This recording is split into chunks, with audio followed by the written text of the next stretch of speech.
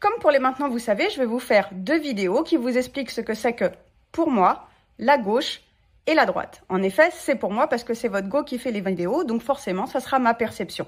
Et puisque c'est moi, on va commencer par la gauche, parce qu'on commence toujours par la gauche, et puis parce qu'en ce moment, franchement, ça fait pas de mal. Alors, la pensée de gauche, elle va d'abord mettre l'accent sur l'autre avant le soi. Elle fait primer le collectif sur l'individu, le nous sur le je.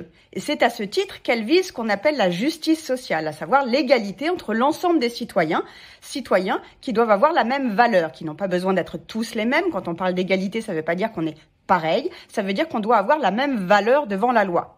Et tous ces individus sont considérés dans la pensée de gauche comme étant capables de s'autodéterminer, à savoir de faire des choix pour eux-mêmes et par eux-mêmes en conscience, et qu'on n'a pas besoin de les faire pour eux.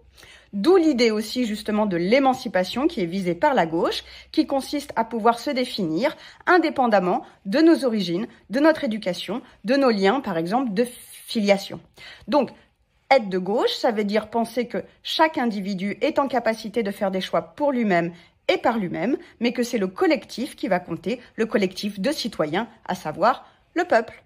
Et voilà ce que c'est que, pour moi, la pensée de gauche.